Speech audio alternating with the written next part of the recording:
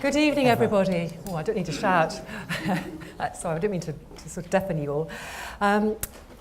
It's my great privilege to be able to welcome you. I'm Frances Corner and I'm head of the London College of Fashion, and I think this evening's event is going to be really exciting. It brings together two renowned thinkers and doers, and I think that's a really important point. Two people who have dedicated a great deal of their professional lives to addressing how our planet and its inhabitants will live in the future. I would like to thank Juliet and Peter Kindersley, who have kindly supported this event and who in many ways were behind the theme of tonight's evening and what we're going to explore, which is nature versus 9 billion of us, the cultural and design challenges. The background to this debate are the concerns about the growth in the world's population.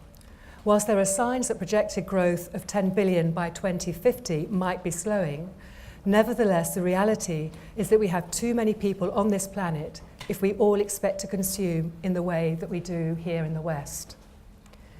Some thinkers on this issue believe we will struggle to support 5 billion people. In the end, we have one planet, and no matter how much we might like science fiction, the basis in reality is that we can't identify a planet somewhere out there in the universe that we can all decant to once we've used up this one. As Nobel physicist Robert Langlin says, Earth didn't replace the dinosaurs after they died, she just moved on and became something different. Earth will survive us, but at what cost? And in the end, what a waste. To address this, we need to move beyond our usual way of thinking and responding, which is to focus on the short term.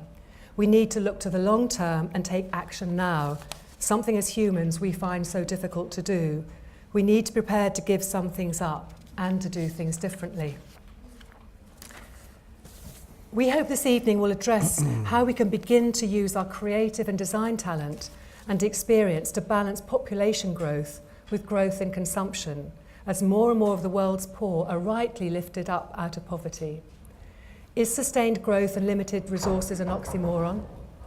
How do you confront population growth? We need radical approaches and thinking. Nationalised land, wildlife corridors, new economic models, empowerment and education of women. Here at the University of the Arts and obviously the London College of Fashion, we should be at the forefront of this thinking. It is therefore very exciting that we have two speakers who not only spend their lives addressing these questions, but that neither of them are afraid to express their views, to speak truth to power, and hopefully they will challenge our thinking and assumptions here tonight. Professor Tony Ryan, OBE, is Pro-Vice-Chancellor for the Faculty of Science at the University of Sheffield and is author of Project Sunshine, How Science Can Use the Sun to Fuel and Feed the World, has great insight into why we find ourselves where we are today and on the key transitional points in our occupation of the planet, and he will set some of this out for us this evening. Tony Juniper, author of What Has Nature Ever Done for Us, brings a political perspective through the nature of how he has engaged with the environment and sustainability over the years, a special advisor to the Prince of Wales Charities International Sustainability Unit, and a senior associate with the University of Cambridge Programme for Sustainability Leadership. Both have their individual views of how we're going to feed and fuel the world, and the purpose of this event is to open up a discussion on how we can begin to solve the problems caused by our ever-increasing levels of consumption. And I would now like to invite Tony Juniper to begin. Thank you. Thanks very much indeed, Frances. I won't show any slides this evening, but I'll share a few thoughts that hopefully speak for themselves in terms of the pictures they'll paint in your minds. I've been involved, as Frances said, with the environmental side of this question of how we're going to be able to align the needs of 9 billion people with environmental capacities for about 30 years. And over that time, I guess I look back and I see a few things where you think that was quite a landmark we just passed, and it kind of sticks in your mind. And there was one such landmark that we passed pretty much exactly 2 years ago, when the United Nations estimated that we just passed the point of there being 7 billion of us. Really quite a landmark when you think about it. Especially when you consider that the year I was born, 1960, the world population stood at about 3 billion. And that in itself was a doubling over the situation, the time when my grandmother was born at the beginning of the 20th century, when the population was about 1.5 billion. And it's sobering to note that when it reached 3 billion in 1960, that was actually about 1,000 times the estimated population of human beings on the Earth just before we invented agriculture. And of course, since 1960 and up till the present time, it's grown very rapidly. Human numbers passed 4 billion in the mid-1970s. By the mid-1980s, we'd reached 5 billion. By 1998, we reached 6 billion. 2 years ago, 7. We will reach 8 during the late 2020s, early 2030s, and reach 9 projected at the moment by about 2050. It could go higher than that, and it may go way higher beyond 2050. Some people look at this and they think to themselves, well, actually, you know, this hasn't been such a complete disaster that we were expected this would be. There were campaigners during the 1960s and 70s talking about the population explosion, and well before that, the famous projections of Malthus shaped much of our views about population and the extent to which we would face starvation as we overwhelmed the Earth's capacity to produce enough food. And of course, that hasn't happened yet. There have been problems with food supply in different parts of the world, but we have broadly managed to keep pace. And if you look back at the Green Revolution of the 1960s and 70s, you can see some of the reasons why we have managed to do this. We invested heavily in different kinds of crop breeding. There was a vast effort on the irrigation of previously marginal lands worldwide. New pesticides were invented, and vast amounts of fertilizer have been applied to boost yields. And as a result, we've managed to keep pace pretty much with the rising demands for food that have come with a rising population. And some people said, well, there will be resource constraints. We won't be able to continue to grow the economy in a way which is going to be able to meet the needs of all these people. But we've plundered the Earth's supply of fossil fuels to be able to make consumer goods and to be able to generate electricity and to propel transport around the world in ways which has led to an increasing level of comfort worldwide, at the same time as generating economic growth, which has created jobs, at least for some of the people.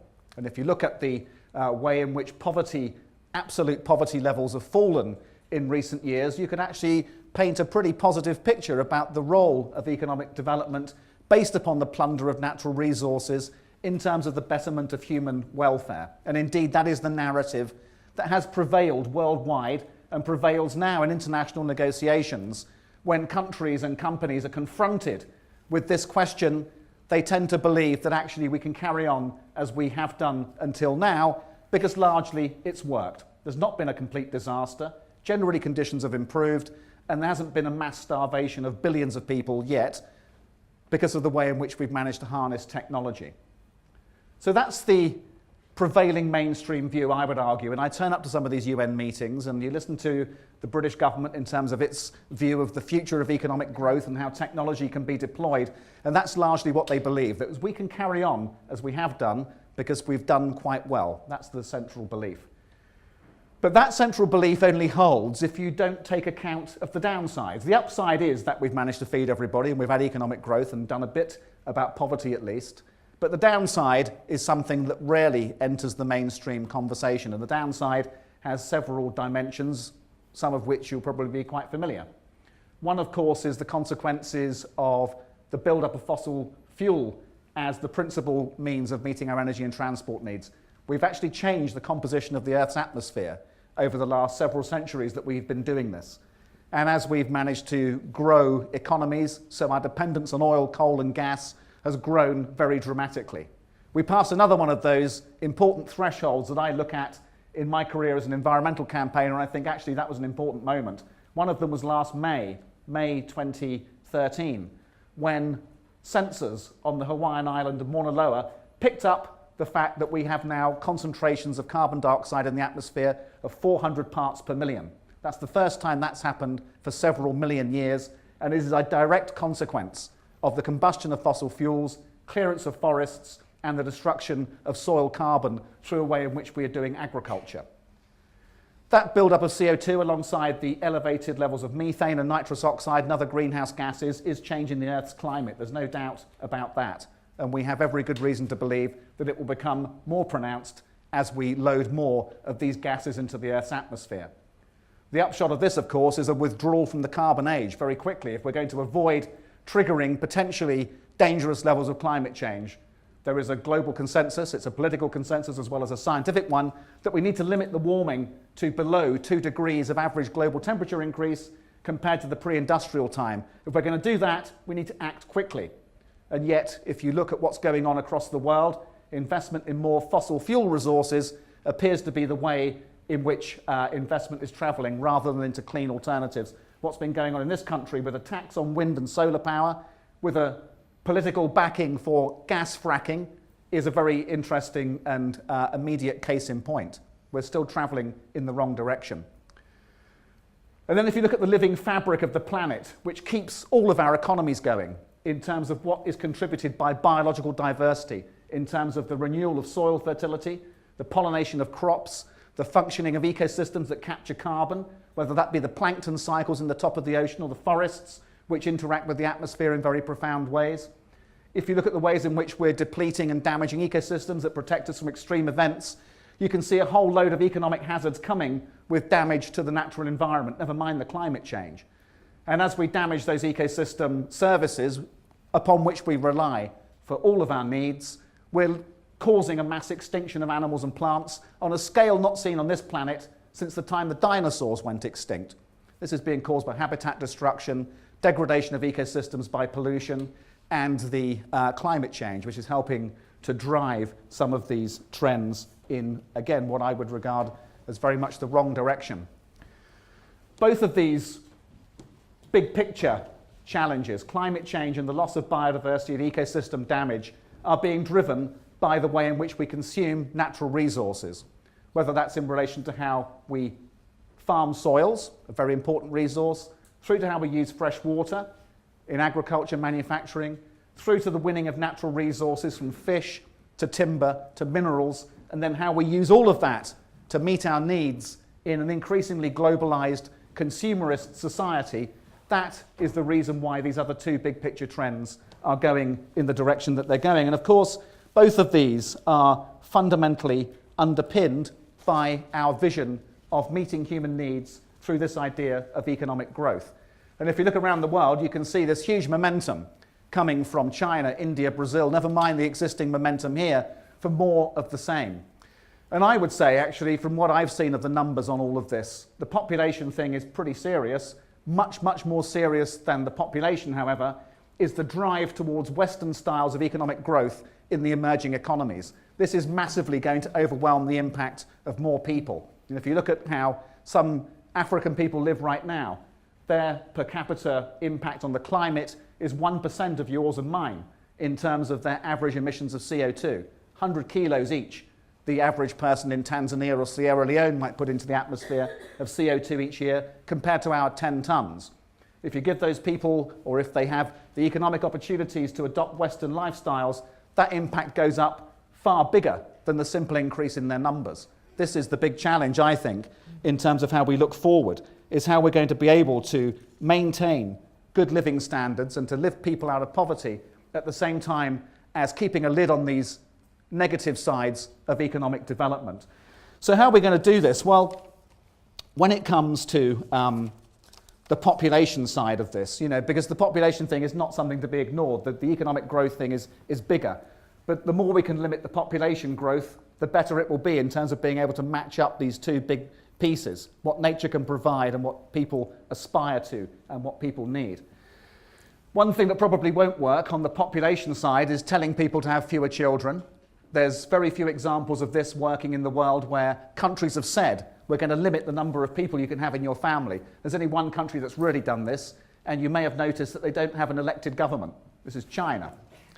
And if you wish to have that kind of population policy, I challenge any Western leader to put it in their manifesto and see how far they get. I don't think they'd get very far, especially when you think about the countervailing circumstances in countries that are predominantly Catholic or predominantly Muslim, who have a really quite deep faith belief that this is the wrong way to go. So coercion probably won't work. Contraception, birth control, well, yes, we should have that availability of technologies, I think, as a matter of public health benefit anyway, never mind what we might wish to say about the size of families people should have. Far better, I think, than telling people what to do or hoping for the best by providing contraceptive drugs and methods, is to think about the things that actually do help to slow down fertility in families.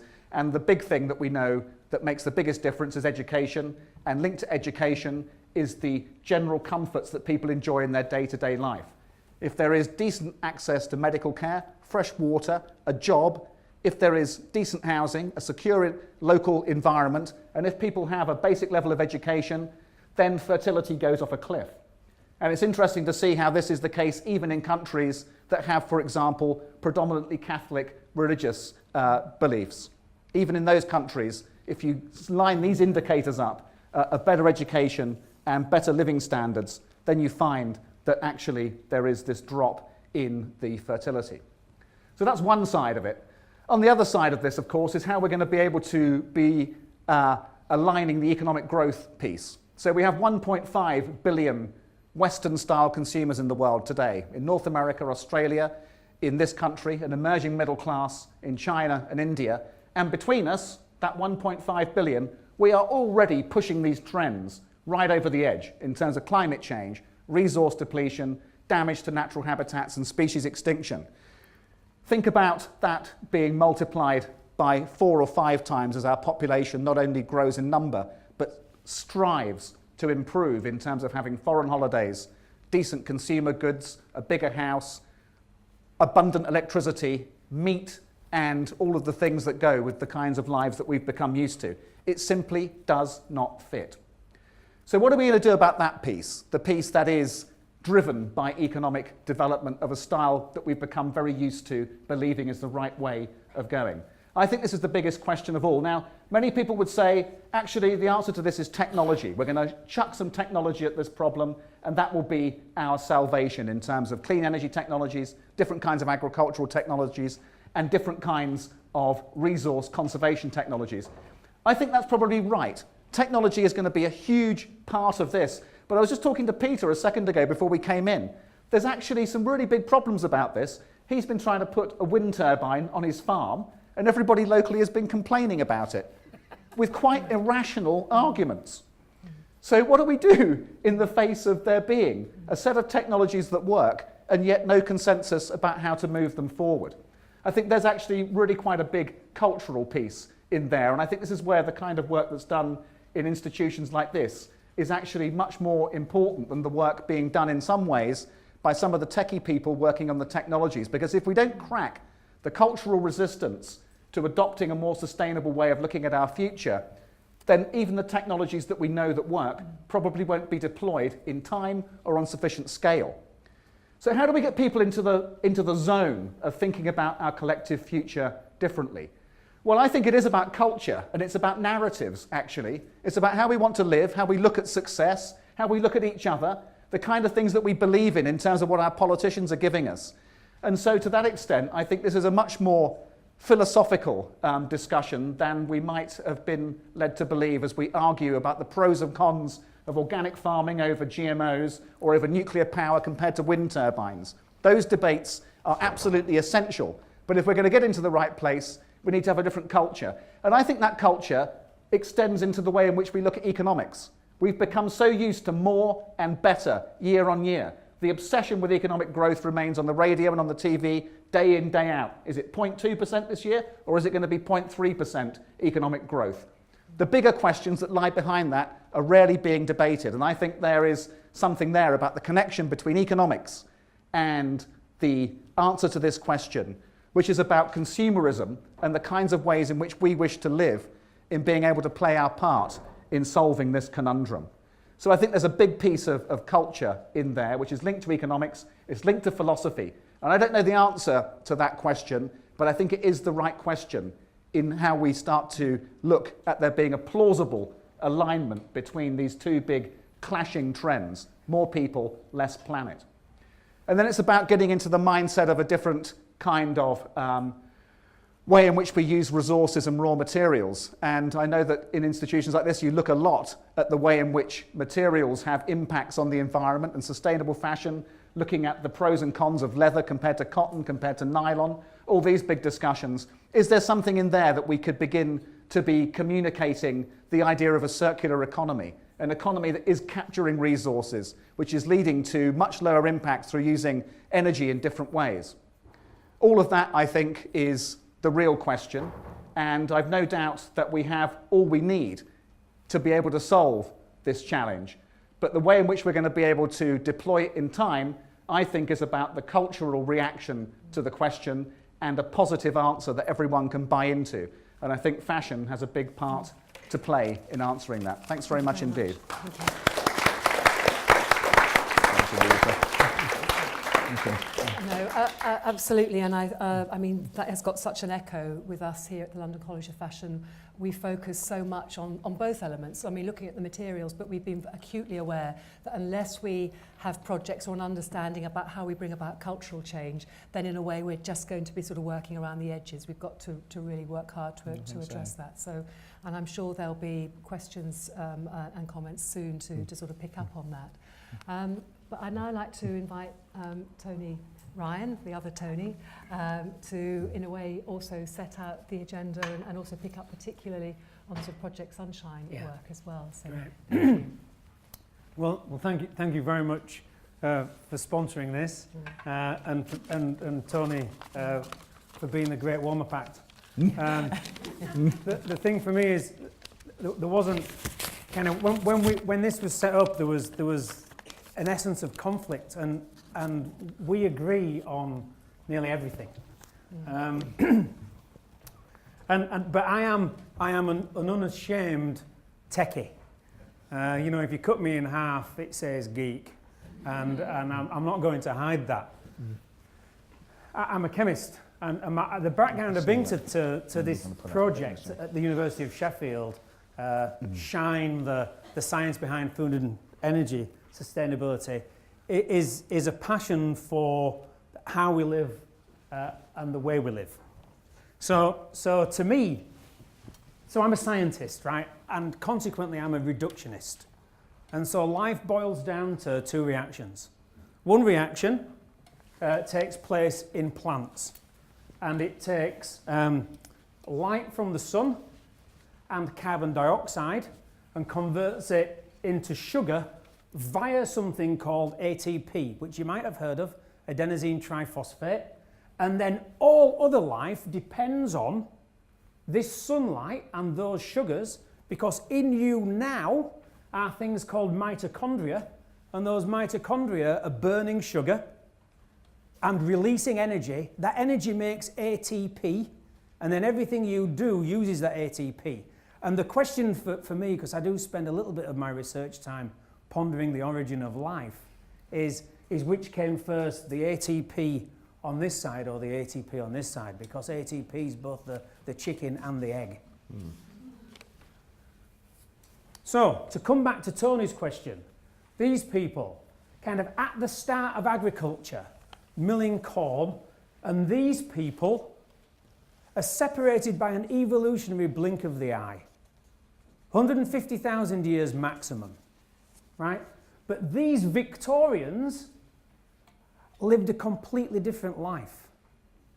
The cavemen and women that started agriculture depended on everything they did from the sun. But these late Victorians had broken out of the solar cycle, and they'd started to use buried sunshine. So 400 years ago, there were less than 1 billion people. The majority had a subsistence diet and lived at the limit of food supply. The population ebbed and flowed. Europe was entering the Industrial Revolution, and we can talk about how and why that happened in the UK before everywhere else. And at that time, and still now today, Southeast Asia was the most fecund and populated part of the planet. And the key thing was, 400 years ago, there was no coal, oil, or gas. Now, the Elizabethans had their problem. They had peak wood. You've all heard of peak oil, right? Part of the reason we had an industrial revolution was they ran out of wood. Yeah. They just ran out of wood to burn, because it had been used to create an empire and been burned in the cities. So, if you're an Elizabethan politician, well, apart from trying to murder your brother, you'd be worried about fuel that was running out, a population that was growing, and food that was in short supply. Ain't they familiar problems? Okay? And their solution was to break the solar cycle, to get out of peak wood by digging buried sunshine out from under the ground. And the buried sunshine is coal, then oil, then gas, and that led us to the kind of industrial military complex that we now have. So, the thing we have to remember, and the thing Tony pointed out, was we eat buried sunshine. Okay? So this is 1750 to 2150, the world's population. I indicate on here the Haber-Bosch process. I'm a chemist, remember. The Haber-Bosch process takes nitrogen from the air and makes it into ammonia and then into fertilizer. Okay? Prior to the Haber-Bosch process, there was no artificial fertilizer. All fertilizer came from recycling nitrogen and phosphorus. Okay? So if you lived in London 100 years ago, you were of the political class, you would have been worried about food security, growing enough food, because, as Tony pointed out, prior to this point, the Earth's population doubled every 1,000 years. The Industrial Revolution broke the solar cycle, and the Earth's population started to double every 150 years, and now it's doubling every 25 years, and we've both lived through the Earth's population doubling, and my dad's lived through the Earth's population quadrupling. Right? The first person to live through the Earth's population doubling in their lifetime was less than 100 years ago, and before that, nobody had done it apart from Adam and Eve. It's an unnatural state for an animal to see their population double. And that's what our ingenuity and our technologies enabled us to do. So then the Haber-Bosch process allowed the green revolution that increased yields by a factor of 10 by doing something really unnatural in plant breeding, which was to breed short plants with big seeds rather than tall plants with small seeds. Because tall plants with small seeds outcompete big plants with large seeds because they get closer to the sun. But human beings can feed short plants with big seeds with this artificial fertilizer. So then the population started to explode, and it's in the less developed countries that these population explosions happened, because actually the more developed countries were already well educated, and fortunately they had men that were educated enough to allow women to be educated. And it's the education of women that drives down the birth rate. So, all of this happened, and just so you get the right idea, Earth's population, the red line is the consumption of oil in barrels per day, and the blue line is the Earth's population. They're absolutely in track. We burn sunshine, we burn buried sunshine to make fertilizer, and that fertilizer produces people. So, we've already heard we have 7 billion people, 1 billion, 1.5 billion crazy consumers, 3 billion trying to catch up. We go through 10 million years of carbon dioxide, of buried carbon dioxide every year. Hence, from my perspective, the need for Project Sunshine. Too many people, not enough energy or food, unsustainable economic growth. Yeah, the fact that it's cheaper to go to Tesco's and buy a pair of underpants than it is to have them washed in your hotel. That's unsustainable economic growth. So we have problems with energy, and we're going to need to work out how to use coal, oil, gas, renewables, and nuclear in the medium term. But in the long term, we have to go back to the sun. We need to relearn how to be a solar economy, but now for 9 billion people. And we need to provide those people with enough food. And that will need some fundamental science to make new crops and new farming. But Tony, I'm with you on this. New crops and new farming is most likely old crops and old farming rediscovered. And therein lies the beauty. So, the fundamental problem is the economy. Because the economy works on dollars or pounds or euros or yen, right?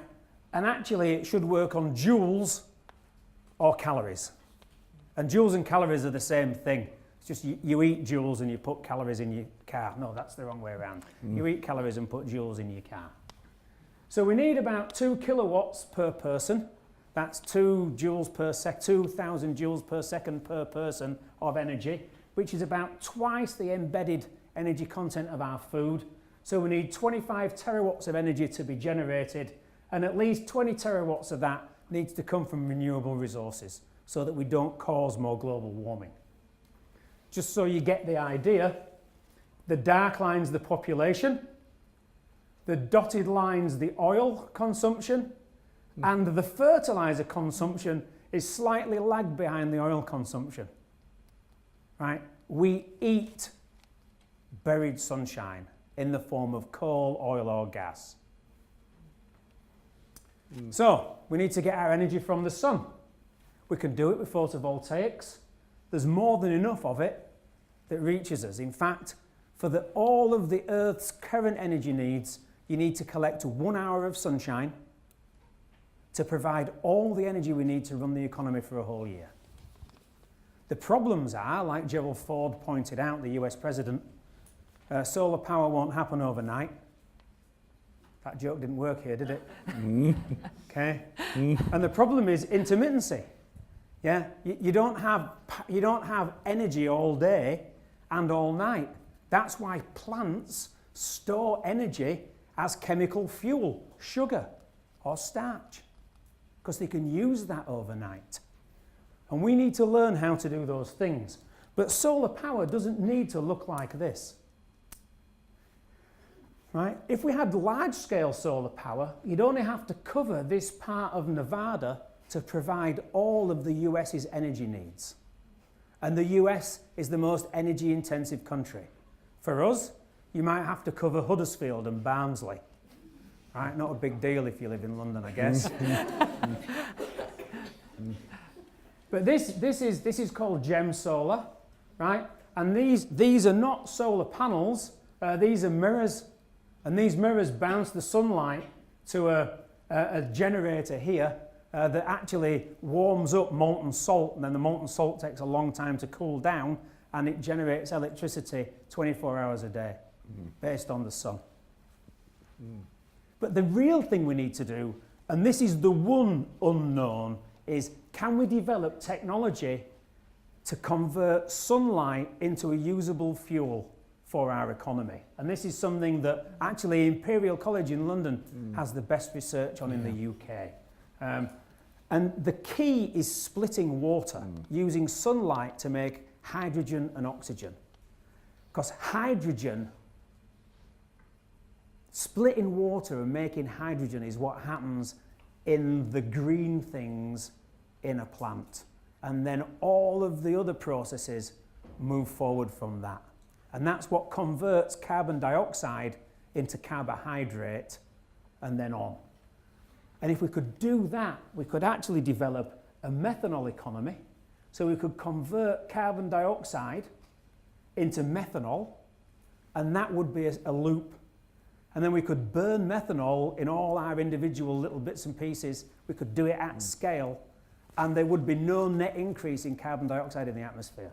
The question is, how do you split the water to liberate the electron? But they're the things that plenty of people are working on.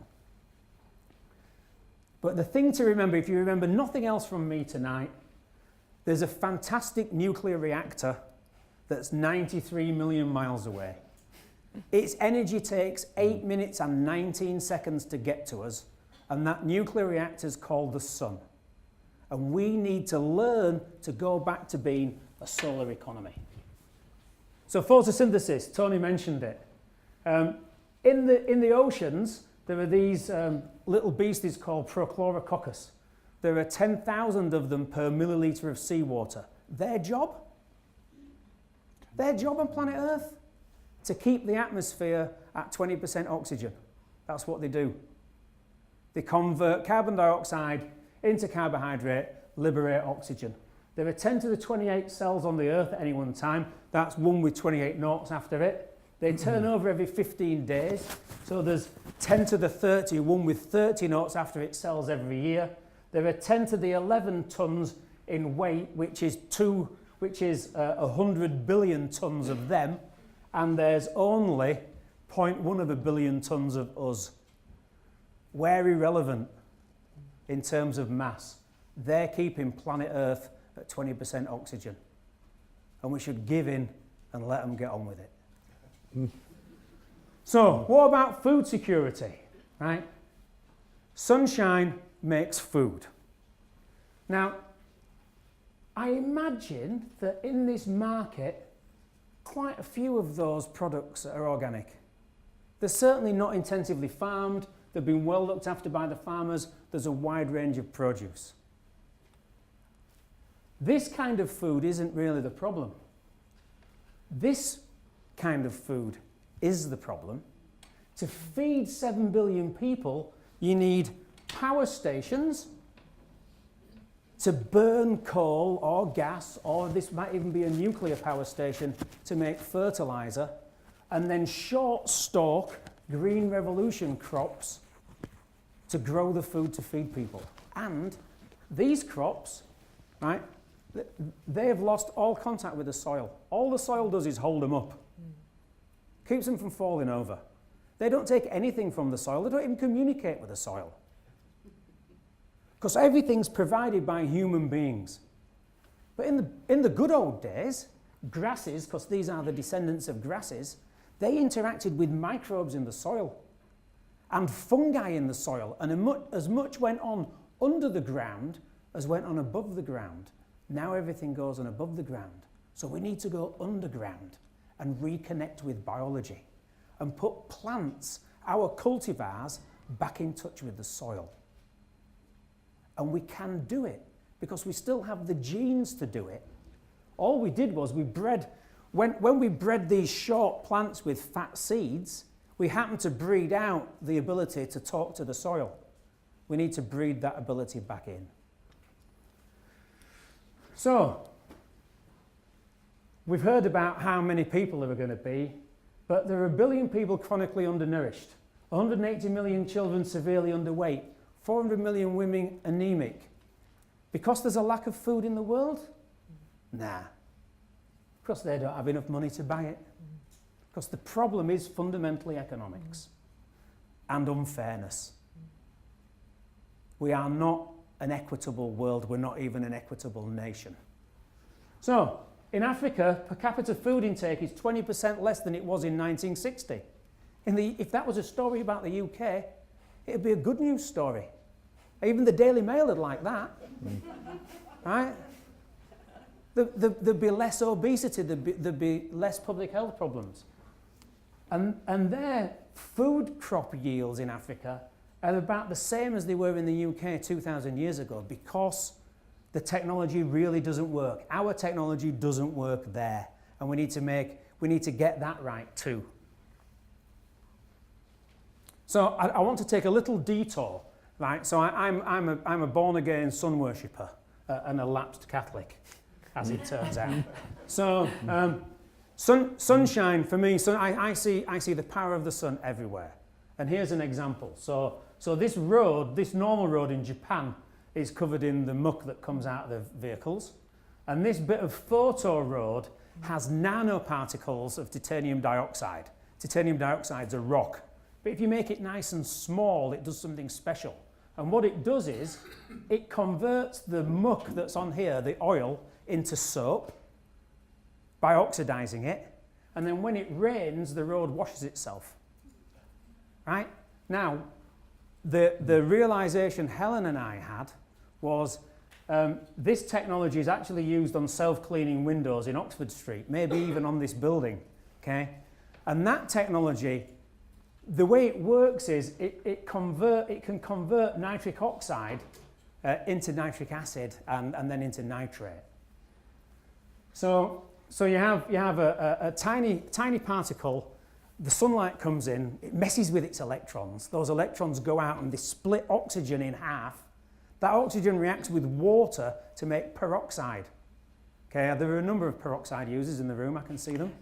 Okay, that's bleach, and then the bleach does the cleanup. The bleach reacts with things, and it's, you have a nanoparticle that essentially converts something that's bad into something that's harmless. And actually carbon dioxide in and of itself is pretty harmless as long as there's not too much of it in the atmosphere. Now it turns out that this had been put onto a building, actually, was it at Chelsea College? Where was it? Where was the building? Right, so one of your fellow colleges, Central St Martin's. And this map, this is a map of London. Right? It's not a map of the roads of London, it's a map of the pollution of London. It's a measure of nitric oxide, and you can see the main arterial roads. And those of you who like flying, this is Heathrow. So feel guilty, very, very guilty. Okay? Now, what happened was, this technology, this nanotechnology, was put on the walls in Central St Martin's, and before, and this is a plot of nitric oxide versus time of day over a long period, so it's an average. And the blue line and the green line are before and after, and the red line is when the technology could see the sun. And basically, you paint the stuff on the wall. The pollution level, it definitely goes down in the afternoon rush hour, and it goes down a little bit in the morning rush hour because there's less sunlight. And when you cover the technology back up again, the pollution levels rise. So the revelation for Helen and I was, can you put this on clothes? And this is the sad bit for you who are here as students of fashion and design, because to me, as a chemist, all clothes are a catalyst support. They have a really, really high surface area to volume ratio because they're made of fibres that are long and thin. And they're much more effective than glass at holding these nanoparticles. So Erin O'Connor's in a dress designed by Helen, covered in nanotechnology. There's a wonderful film and a great soundtrack saying why you shouldn't do it. And this is kind of our contribution to making fashion do something good in the environment. So a field of genes, there are more pairs of genes than there are people on the earth, right? Which is another sad but true. If we could catalyse everyone's genes, so if everyone in London, oh no, I can tell you the numbers for Sheffield. So if everyone in Sheffield had catalytic genes, we would not get fined because of our air quality. Right? One pair of catalytic genes can take out the pollution, the nitric oxide pollution from a family car, and 25 pairs of catalytic genes can take out the nitric oxide pollution from a double-decker bus. Okay, this is technology we could apply today. Now the sad thing is, people might drive more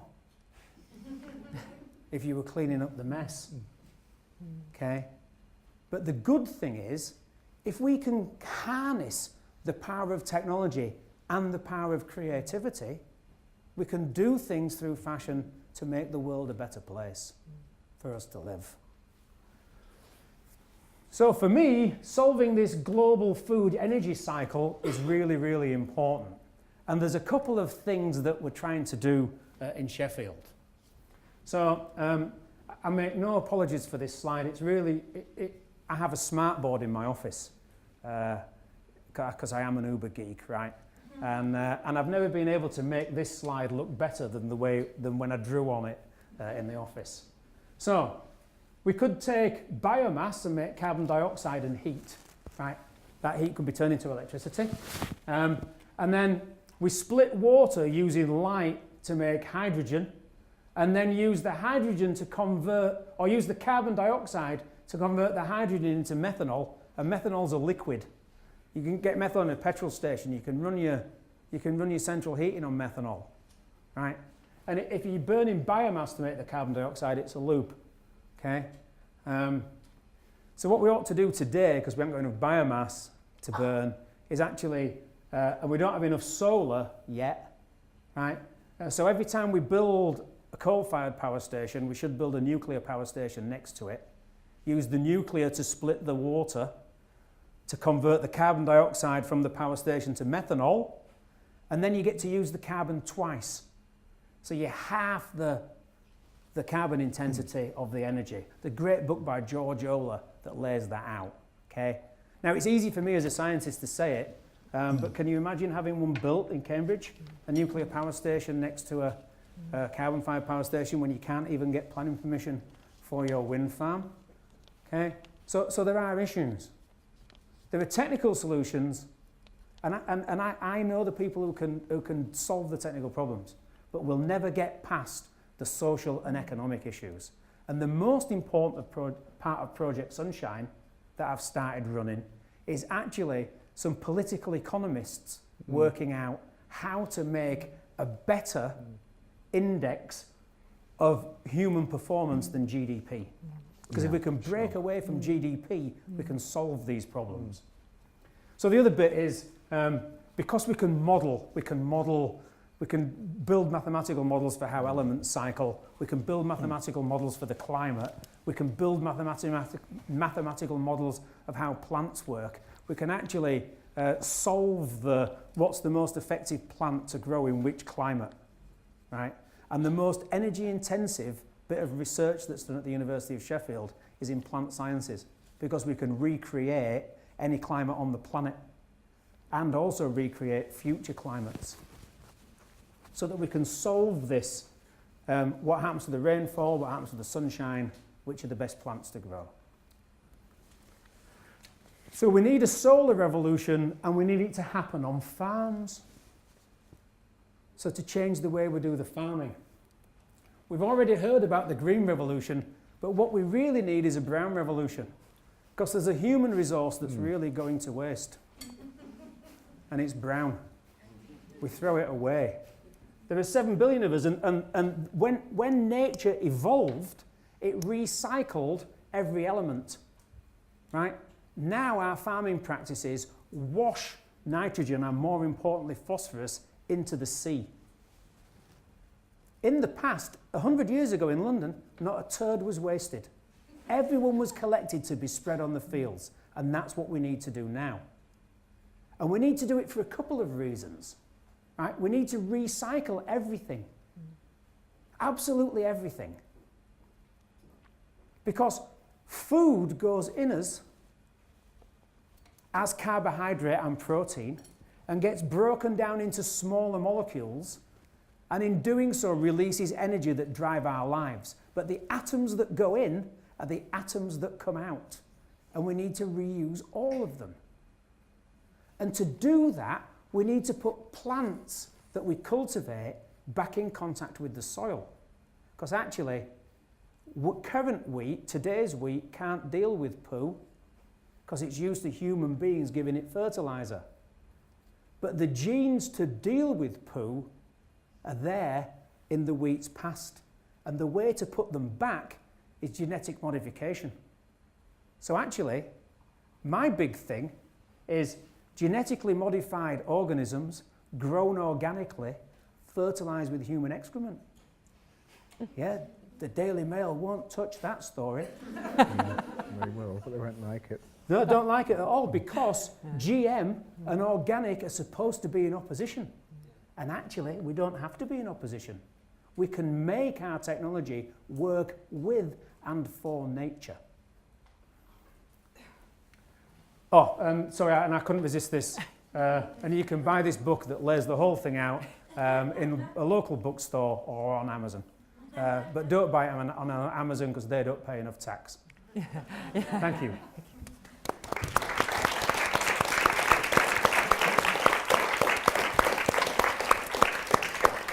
No, I mean, I think that one of the things that I really want to pick up and ask both of you to perhaps sort of reflect on a bit further was you both talk, well, obviously the cultural change, but also the new economic model. And I don't know whether, Tony, you want to say a little bit more about where do you think we should be pushing that? Because obviously for fashion, that's quite important. I mean, it's often held up as being the bête noire, you know, it's capitalism's favourite child, all of those things. And one of the reasons we're working so hard in the college is to actually say it's all about consumption, it's not being about fashion.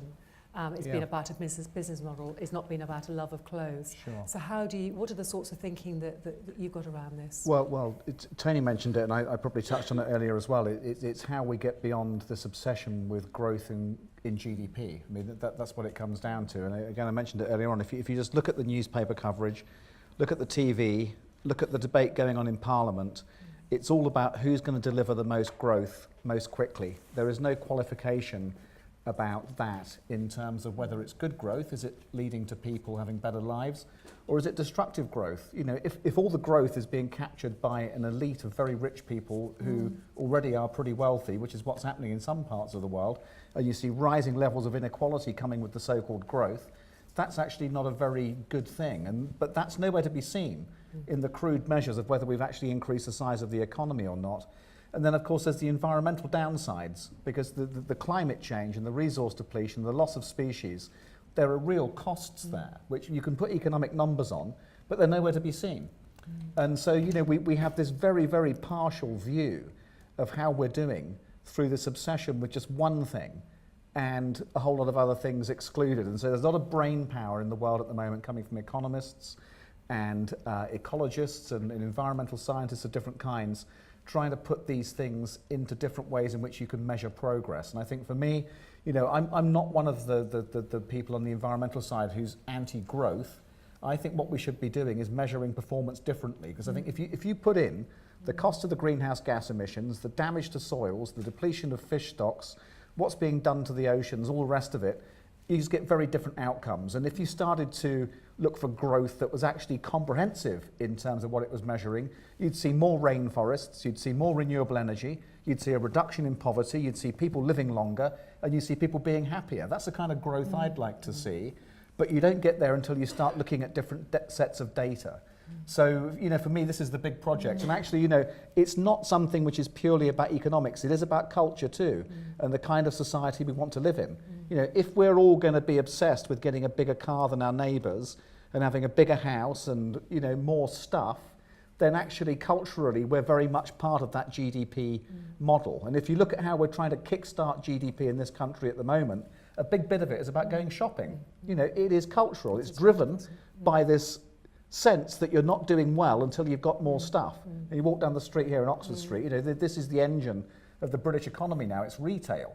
And that is not something that is about economics, that's about us all wanting to be part of that because we're buying into it at an emotional level. And so, you know, this is something that's very profound and goes beyond the bean counting that economists do. So, you know, and challenging that requires us to go a bit deeper into human psychology than simply, you know, how you measure things. I mean, I think it's really interesting that you say that. I remember when we had the crash, because in the end, obviously, you know, the reason we've been in austerity is because we had this sort of model of sort of dependency and consumption that I thought, oh, this is great. Actually, maybe we're going to have the opportunity to rethink how we, you know, manufacture, how we, you know, the sort of model that we have. And what was so depressing was that, in a way, all that happened was that it was like, oh, you know, quickly we've got to get back to business as usual. Well, and what's happened in the process of getting back to business as usual is the environment has been pushed even further down. I know. You know, with the narrative from government in this country in the last few years, it's been to see protection of ecology, which underpins the economy, as a cost we cannot afford. I mean, that's where it's gone. It is totally insane. But it's only possible if you buy into this GDP growth idea as being the sole thing that governments and societies have to deliver on. And no, I couldn't agree more. I think that the issue for us is, and it was exemplified in this weekend's newspapers by the prediction that there were going to be problems in the NHS because of our investment in the NHS. You know, where's the political party that says, would you like to pay more tax for better services and redistribution of wealth? I mean, there isn't one. Not anymore. And that's because of the, you know, the culture that we've grown into.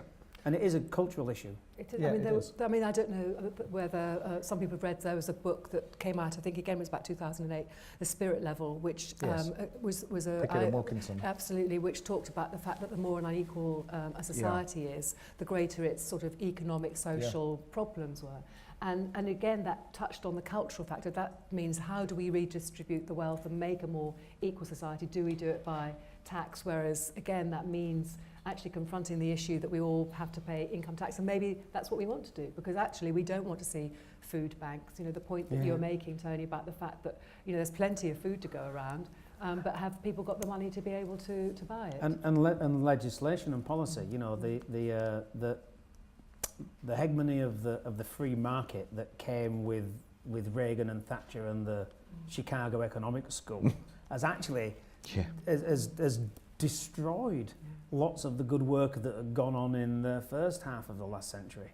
And I think we really do need to rethink that and get back to a society that cares about people and cares about, well, I don't want to say nature, because actually... Go on. Okay. It's all right. It's what you mean. Well, Be honest. No, Tony. It is what I mean. But actually, in caring about nature, we need to care about the future of humanity. Yeah. Right. Totally. Yeah. The nature will look after itself. It's us that will be the casualty. Absolutely. And I often open talks with, you know, if you think I'm here to save the earth, think again. I'm not interested in saving the planet, because the planet's just going to be fine. Right? The planet's going to just keep on going around the sun for the next 4 billion years. It's whether it'll have any people on it. And more importantly, whether it'll have any of my people on it. I think one of the things that obviously we speak about a lot in the college, and in fact we have just at the moment developing an MA and an MSc in sort of psychology and how it relates to the fashion industry, precisely to understand aspects of things like consumer behaviour, why we like to, and if we understand consumer behaviour and also understand our relationships with clothes better, then again maybe we can encourage people to, you know, spend more, value their clothes more, and all of those, because I think again it's the power of the consumers. We're talking about the politicians, but it's also what do we do as individuals to actually demand some of the changes that I think everybody is concerned about. And I think that will be one of the other issues, is how do we bring about cultural change and encourage people to sort of take ownership of that. So Helen and I often talk about making the rational emotional. Right, and getting away from the emotions, taking rationality away, right? Because the problem we have in our society is that it's very difficult for the rational to be emotional about their rationality, whereas it's very, very easy for the irrational to be emotional about a single issue and drive everything away from the obvious things away from them. A case in point being your wind turbine. Right? It's bonkers. But you know, the irrationality of the NIMBY and the emotion of the NIMBY absolutely overcomes the renewable energy.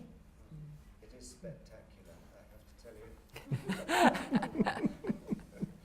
Yeah. And on that note, I'd like to thank you, both Frances. Tonys, you know, which I think for a really stimulating evening, and also in a way the theme for next year. So thank you also to Peter and Juliet for making this possible. Thank you. Thank you.